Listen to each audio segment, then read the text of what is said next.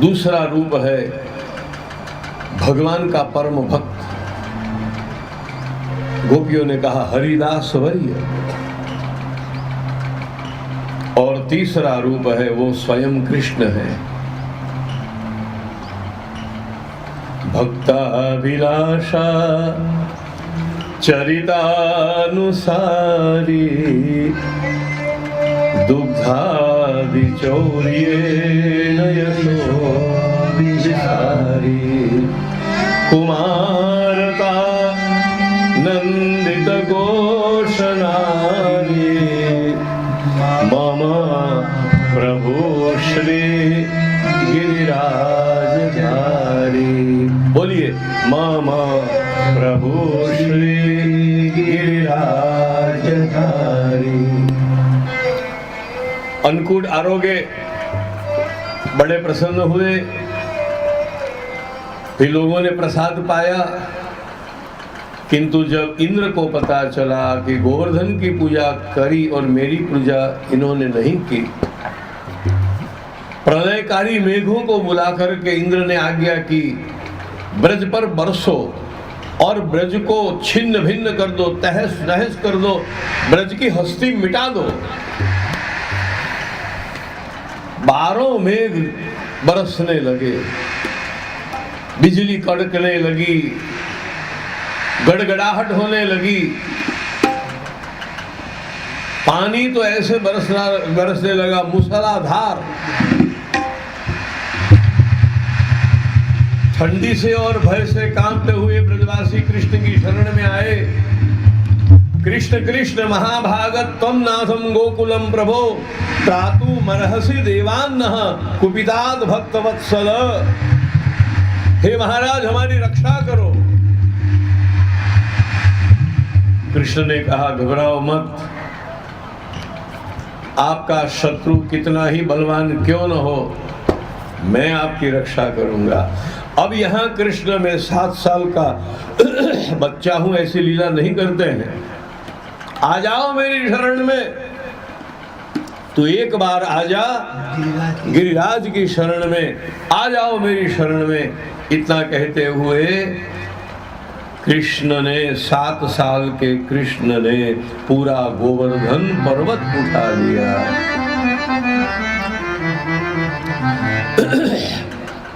गिरिधारी गोपाल लाल जय कन्हैया लाल के।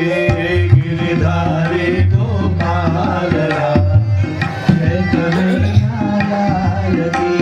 गिरिधारी गोपाल लाल जय कन्हैया लाल। गाने लगे ब्रजवासी। देख रहे हैं गोवर्धन उठा लिया,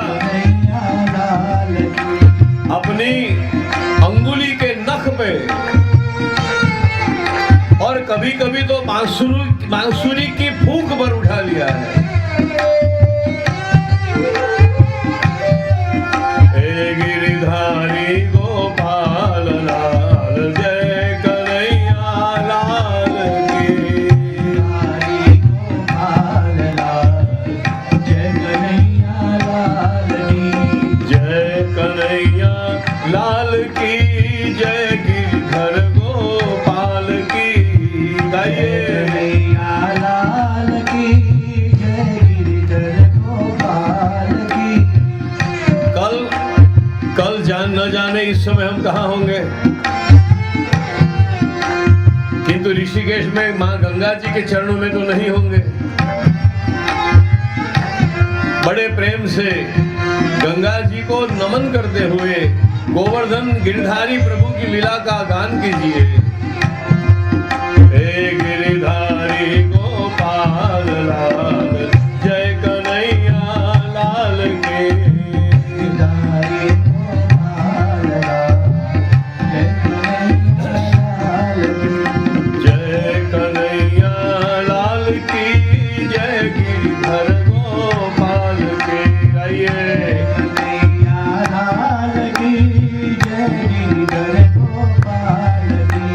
जय कन्हैया लाल की जय। गिरधर गोपाल की जय। कन्हैया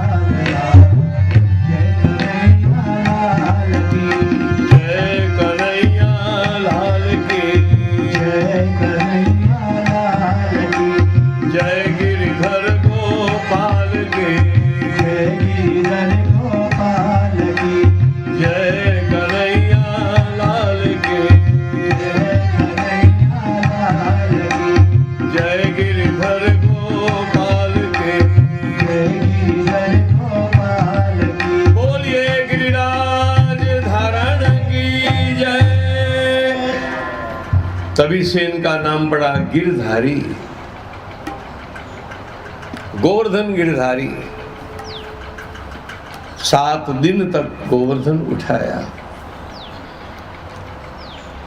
कृष्ण के जो सखा थे ना, इनके मन में हुआ हमारा कन्हैया तो बहुत छोटा है, कोमल है।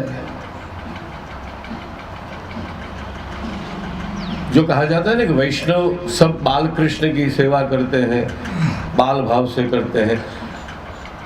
वैष्णव परंपरा में जो सेवा की जाती है ना, उसमें कोमल भाव है।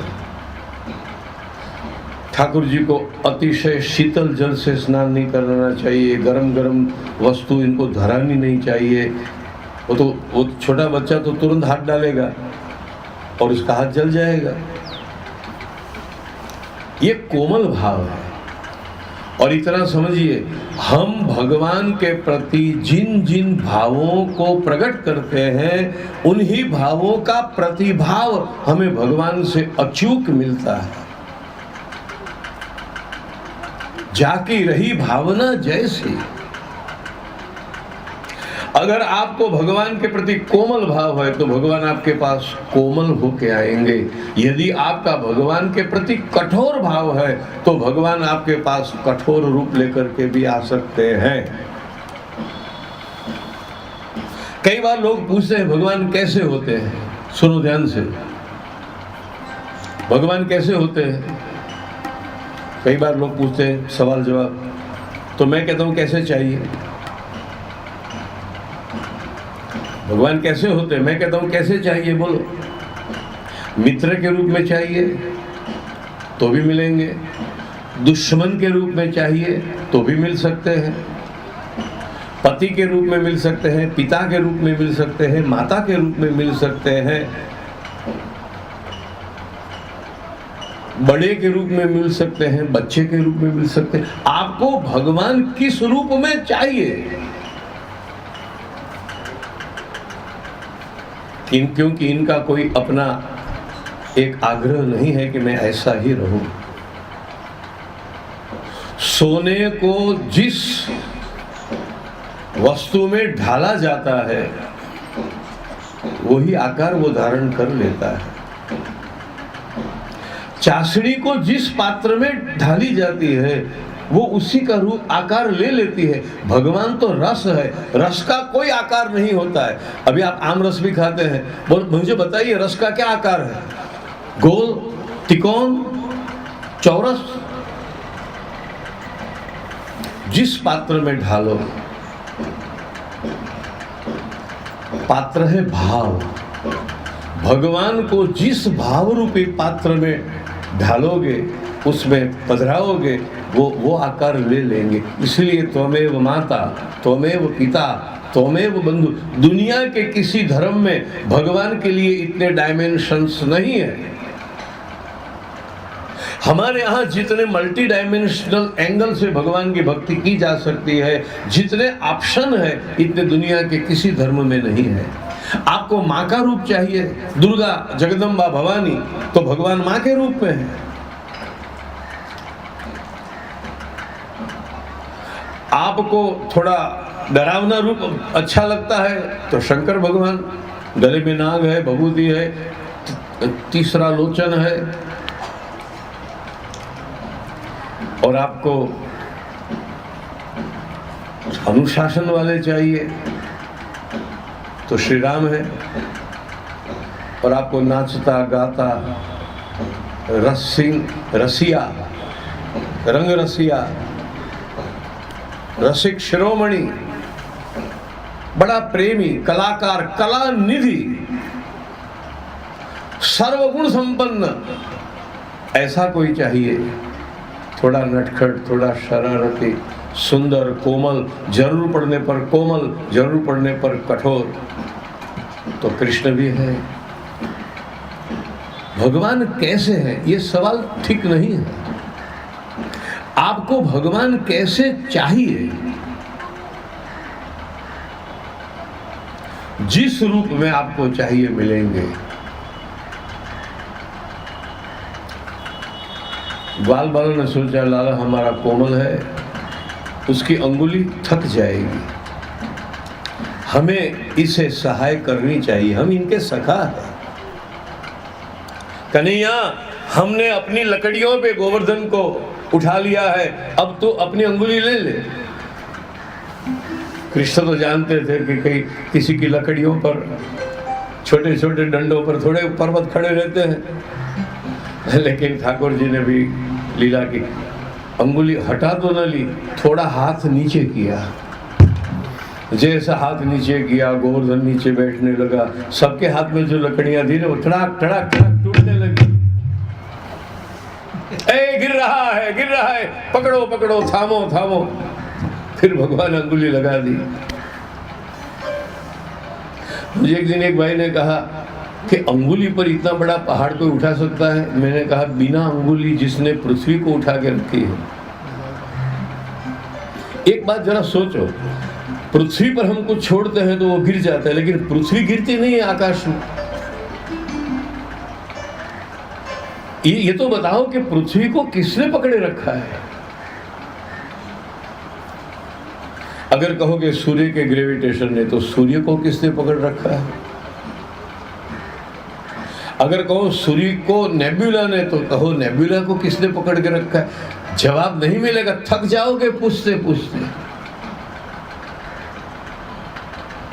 भगवान के विषय में यदि पूछते जाओ। शिव पुराण में कथा है, महादेव जी का शिवलिंग था ना, तो ब्रह्मा और विष्णु निकल पड़े इसका और छोर देखने के लिए।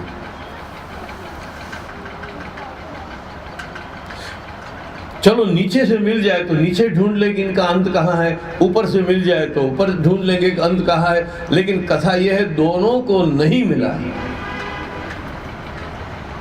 न मूल मिला न चोटी मिली, क्योंकि भगवान का आदि भी नहीं होता है और भगवान का अंत भी नहीं होता है, अनादि अनंत है वो।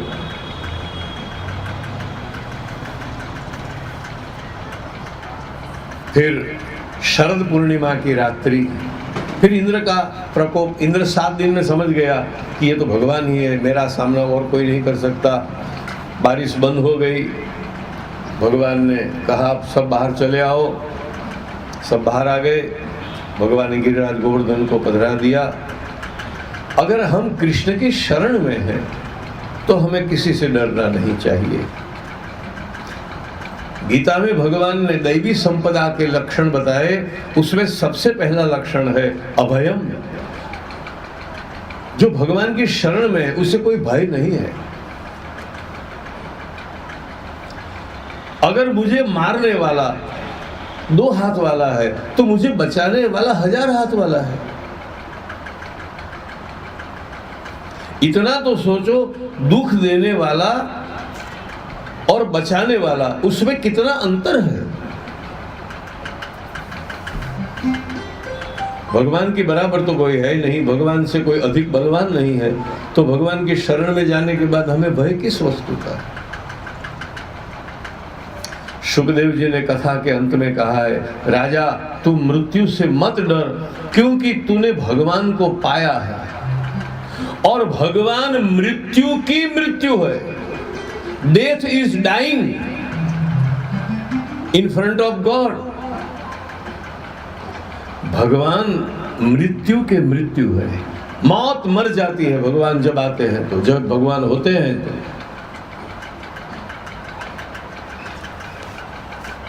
क्योंकि ये प्रक्रिया और ये विधान भी तो भगवान ने किए हैं ना।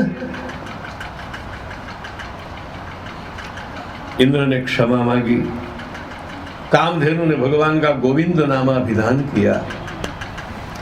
शरद पूर्णिमा की रात्रि पर यमुना के तट पर भगवान ने रास रचाया। पहले तो गोपियों का अभिमान हुआ, भगवान कुछ छुप गए, गोपियां ढूंढ रही है, जैसे हमारी बुद्धि भगवान को ढूंढ रही है, तू कहाँ है, तू कहाँ है, तू कहाँ है। किंतु भगवान को कहीं पर नहीं पाया। ये ढूंढने से नहीं मिलते हैं, जितना चतुराई से उसे ढूंढने जाओ उतने ही वो छुपते जाएंगे। आखिर में गोपियां हार गई। आंखों से पानी बरसने लगा।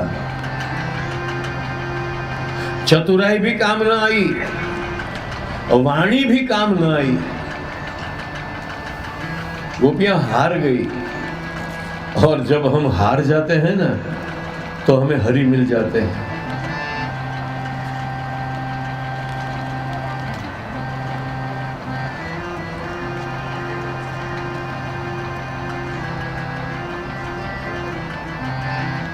हारे हु को हरि मिले।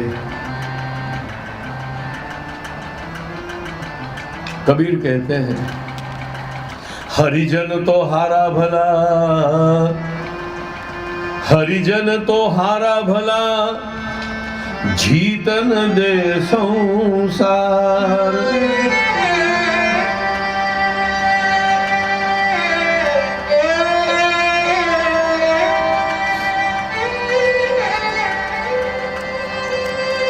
हारे हु को हरि मिले। देखो, जितना सुख हारने में है ना, उतना सुख जीतने में नहीं है। अगर मैं किसी को हरा करके पहले नंबर पर आ गया, तो पहले नंबर पर आने की खुशी के साथ साथ अब ये मेरा स्थान कोई छीन न ले, उसकी उपाधि, उसकी चिंता भी शुरू हो जाएगी। दुनिया में जो लोग पहले नंबर पर होते हैं ना, वो बड़े दुखी होते हैं। क्योंकि दुनिया में कंपटीशन तो पहले होने की ही होती है ना। देखो, जिसको पहले आना है ना, वो कितना जोर लगा के हाँफते हाँफते दौड़ता है, और पीछे वाले आराम से आते हैं।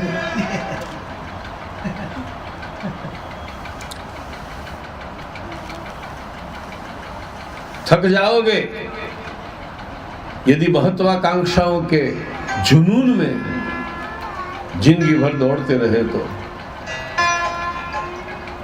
जीवन में प्रगति होनी चाहिए, लेकिन स्मूथली। जीवन का विकास होना चाहिए, लेकिन सहज, जुनून से नहीं। जो जितना तेजी से दौड़ेगा, वो इतना ही जल्दी लुढ़क जाएगा।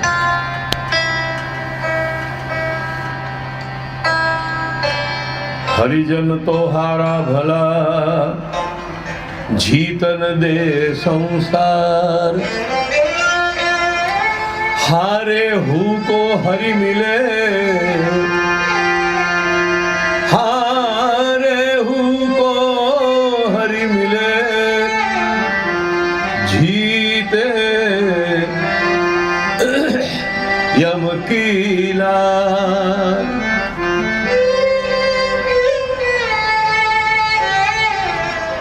अगर सुखी होना है तो किसी के साथ स्पर्धा में मत उतरना। देखो, एक छोटी सी बात बताऊंगा, जरा ध्यान से सुनो, क्योंकि कल तो कोई हाथ आने वाला नहीं, तो जो बताना है वो आज ही बता दे। आपका नियम है रोज सुबह 1, 2, 3 किलोमीटर चलना, जिसे हम अंग्रेजी में क्या कहते हैं, मॉर्निंग वॉक। अच्छा है। समझो एक दिन मैं अपने घर से मॉर्निंग वॉक के लिए निकला, अपनी चाल से चल रहा था। हर एक की अपनी चाल होती है, अपनी चाल से चल रहा था। इतने में कोई व्यक्ति तेजी से चलता हुआ मेरी बगल से गुजरा, आगे निकल गया। आगे निकल तो गया, लेकिन फिर उसने यूं मुंह करके मेरे सामने देख करके ऐसा स्मित किया जिसमें ऐसा मैसेज था, पीछे रख दिया ना तुम्हें। और मुझे लगी चोट, ईगो हर्ट हुआ, तो मैंने अपनी चाल बढ़ाई। ऐसी चाल बढ़ाई कि उसको पीछे रख दिया। और लोग कार चलाते हैं तो भी ऐसा करते हैं ना, उसको पीछे रख दिया। अब वो भी आ गया तान में, फिर उसने चाल बढ़ाई, वो आगे निकल गया। अब क्या हुआ पता है? थोड़ी देर पहले वॉक थी, अब रेस है। जब मैं किसी को ध्यान में रखते हुए, ध्यान, ये हमारी लाइफ की बात है, ये एक आध दिन की मॉर्निंग वॉक की बात नहीं है, ये स्टाइल ऑफ लिविंग की बात है, जीवन शैली की बात है।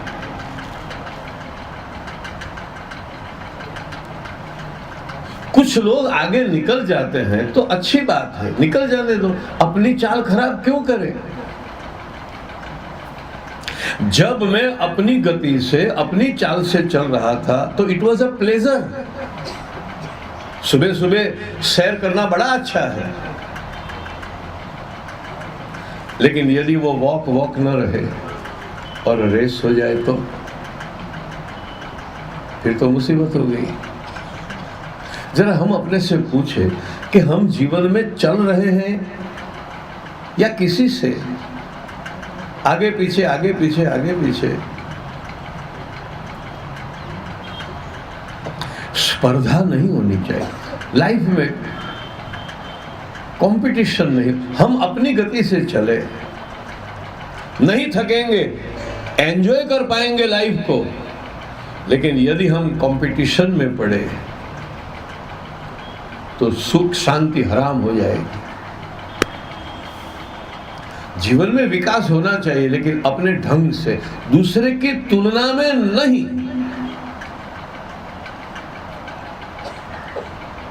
इसीलिए हम दुखी होते हैं। ये बात भी हमें कृष्ण सिखाते हैं। चलो, शरद की रात्रि थी, कन्हैया ने बंसी बजाई, गोपियां दौड़ती हुई चली आई। थोड़ा सा रास हुआ और इतने में गोपियों को अभिमान हुआ, प्रभु अंतर्धान हो गए।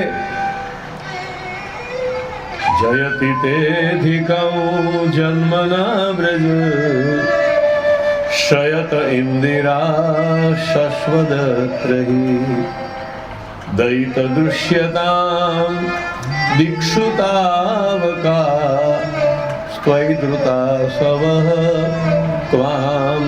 19 श्लोकों में गोपियों ने प्रभु को मनाया है, बार बार विनती करती रही, अलग अलग ढंग से भगवान से बात की। कुछ ने गुस्से में कुछ कह दिया, कुछ ने बड़ी विनम्रता से कुछ कह दिया, लेकिन फिर भी भगवान प्रकट नहीं हुए। और तब आंखों से आंसू बरसने लगे। गोपियां हार गई। और जब कोई हार जाता है तो हरि उसके सन्मुख आ जाते हैं। इसलिए हमारे कबीर कहते हैं, किसी को हराने की कोशिश मत करो। अगर अपने हिस्से में हार आ जाए तो हार कबूल कर लो, किसी को हमें हराना नहीं है। मैं अपनी चाल से चल रहा हूं, मुझे न किसी से आगे निकलना है और न मुझे किसी को पीछे रख देना है। अपनी मौज में, अपनी गति में, अपने आनंद में रहूं। कुछ लोग पीछे हैं तो मुझे क्या, कुछ लोग आगे हैं तो मुझे क्या। आप किसी पहाड़ी पर चढ़ते हो तो देखना, कुछ लोग आगे भी होंगे, कुछ लोग अभी नीचे से आ भी रहे होंगे, लेकिन हमें उनसे क्या लेना देना। हमें तो ये देखना है कि मैं अब कितनी दूरी पर हूं। अपने आप को देखें, जीवन को स्पर्धा न बनाए, जीवन को युद्ध न बनाए। अगर ऐसा हुआ तो जीवन का रस सूख जाएगा। दौड़ते ही रहोगे और हाथ में कुछ नहीं पाओगे। प्रमाद भी नहीं होना चाहिए और उन्माद भी नहीं होना चाहिए। जो कुछ करता नहीं है ना, वो प्रमादी है, और जिसे चैन ही नहीं है वो उन्मादी है। जीवन में न प्रमाद हो न उन्माद हो, जीवन सहजता से जिया जाए।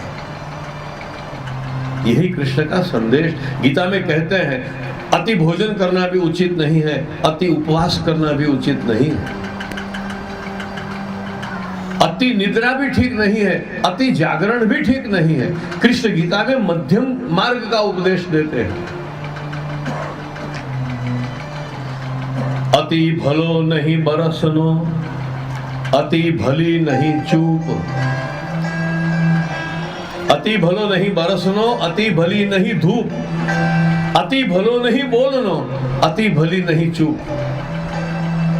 बहुत बोलना भी अच्छा नहीं है, गूंगे रहना भी अच्छा नहीं है, बारिश बहुत हो तो भी अच्छा नहीं है, बारिश न हो तो भी अच्छा नहीं है। जीवन में जो कुछ भी हो वो सम्यक ढंग से होना चाहिए, in a proper way, in a proper proportion, in a proper attitude। शास्त्र हमारे सम्यक बोध करते हैं हमें कितना भोजन करना चाहिए।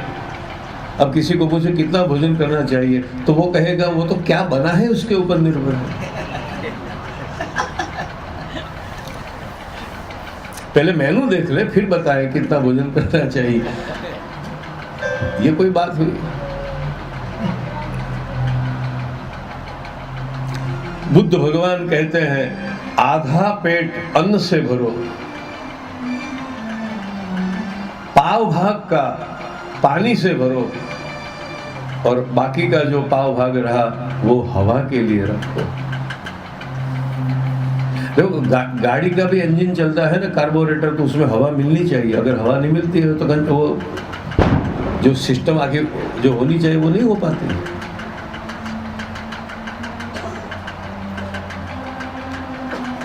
इग्निशन ही नहीं होगा। तो आधा पेट भरो अन्न से, आधा, फिर बाकी जो आधा रहा उसमें से आधा यानी पाव पानी के लिए।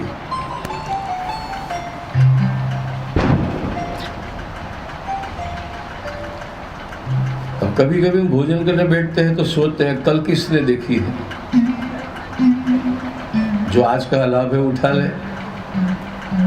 ऐसा नहीं, श्री कृष्ण ने संतुलन दिखाया है और पूरे जीवन में व्यक्ति को संतुलित जितना हो सके उतना रहना चाहिए।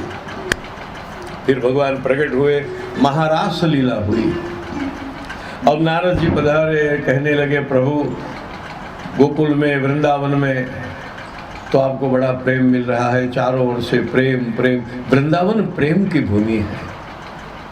और परमानंद दास ने कहा ये जो गोपियां हैं वो तो प्रेम के मंदिर की ध्वजा है। मंदिर में सबसे ऊपर क्या होता है? ध्वजा। गोपी प्रेम की ध्वजा, जिन गोपाल कियो अपने बस, उर्धरी श्याम भुजा, गोपी प्रेम की ध्वजा।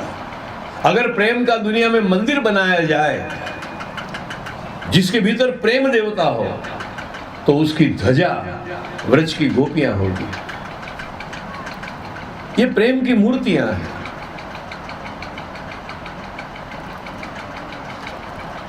तो व्रज तो प्रेम है, वृंदावन प्रेम की भूमि है।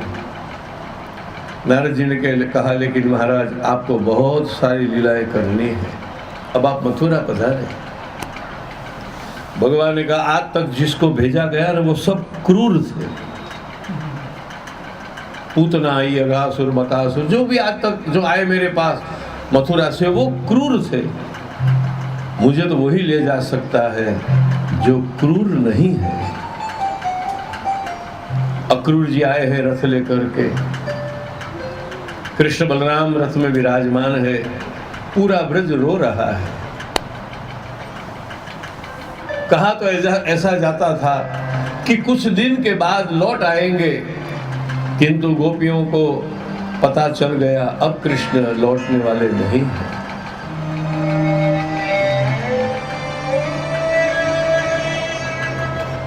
ब्रज के बिरही लोग बिचारे, बिनु गोपाल ठगे से ठाड़े।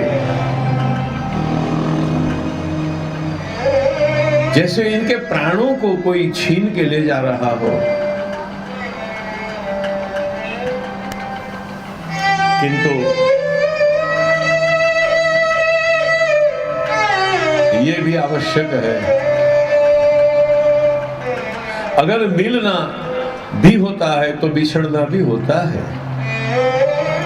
संयोग के सामने वियोग और वियोग के साथ, और देखना जो अतिशय प्रेम देता है उसके वियोग में पीड़ा भी अतिशय होगी। कृष्ण ने 11 वर्ष तक ब्रज को बहुत प्रेम दिया, आनंद में डुबो दिया, लेकिन जितना आनंद भगवान ने दिया उतना ही दुख फिर ब्रजवासियों को भगवान के वियोग में सहना पड़ा है।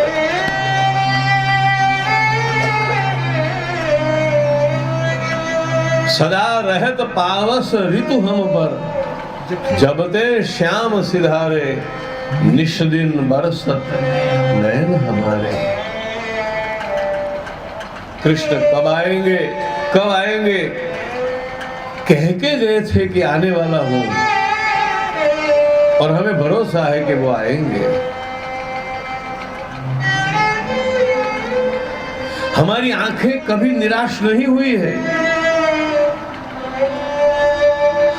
गोकुल की गलियों में, वृंदावन की गलियों में सब बाट निहारते हैं। यदि मथुरा से कोई रथ आता है, उद्धव जी आते हैं, तो भी पहले तो ऐसा ही लगता है हमारे कृष्ण आ गए।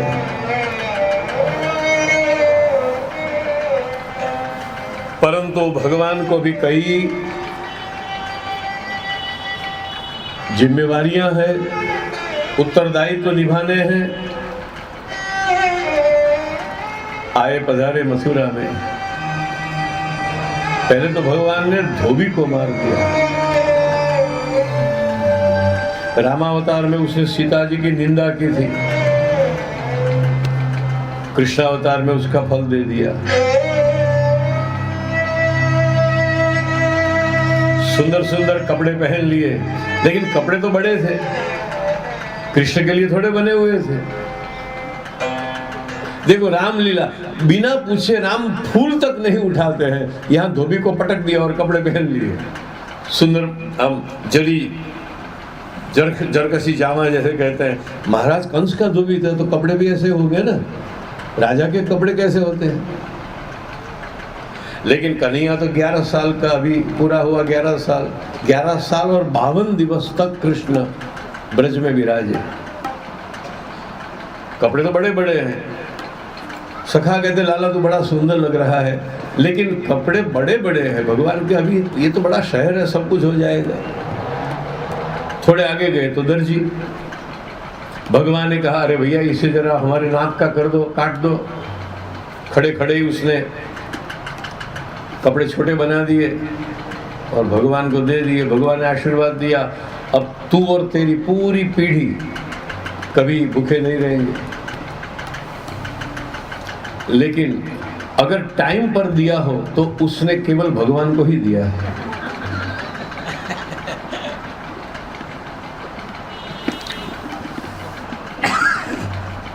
मैंने सुना था कि एक आदमी ने दर्जी के पास जाकर के कुर्ता सिलाई के लिए दे दिया कि ये कुर्ता ले लो, कितने दिन हो जाएगा, तो बस 10-15 दिन के बाद आप आ जाइए। वो आदमी थोड़ा आगे गया, किसी के साथ उसका झगड़ा हो गया, उसके हाथ से किसी की हत्या हो गई, पुलिस पकड़ के ले गई। 14 साल तक वो जेल में रहा। 14 साल के बाद जेल से निकलते ही वो सीधा पहुंचा दर्जी के वहां, भैया मेरा कुर्ता बस बटन लगाने बाकी है, 2 दिन के बाद आ जाओ, मिल जाएगा। आप लोगों को खास करके माताओं को तो ये अनुभव है, लेकिन भगवान का काम उसने टाइम पे कर दिया। आगे पधारे हैं तो माली, सुदामा माली, भगवान को सुंदर पुष्प की माला पहनाई और कुब्जा ने भगवान कृष्ण पर चंदन का लेप किया। जो कुरूप थी उसके भगवान ने सुंदर बना दिया। कृष्ण स्वयं सुंदर ही है, इतना नहीं, जो भी उसके पास जाता है टेढ़ा मेढ़ा, त्रिवक्रा नाम है उसका। कुब्जा को कहते हैं त्रिवक्रा, यानी 3 जगह से टेढ़ी। ये उसके शरीर की बात नहीं, हमारी बुद्धि भी 3 जगह टेढ़ी है। मैं अरु मोर तोर ते माया, मैं, मेरा और तेरा, ये 3 टेढ़ापन अपने स्वभाव में होता है। उसने कहा प्रभु मैं तो कुरूप हूं, टेढ़ी हूं। कृष्ण ने कहा तो हम कौन से सीधे हैं? अगर कुब्जा टेढ़ी है 3 जगह पर, तो कृष्ण भी 3 ही जगह पर टेढ़े हैं। इसीलिए कृष्ण को कहते हैं ललित त्रिभंग। आप बांसुरी बजाते हुए कृष्ण के दर्शन करें, एक चरण सीधा है, एक टेढ़ा है, पांव टेढ़ा है, कमर टेढ़ी है और मस्तक भी टेढ़ा है, जैसे बांसुरी बजाते हैं। तो कृष्ण कहने लगे हम कहां सीधे हैं? कुब्जा को सुंदर बना दिया। ये शारीरिक सुंदरता की बात नहीं है। जो मति प्रभु के सन्मुख है वो सुंदर है।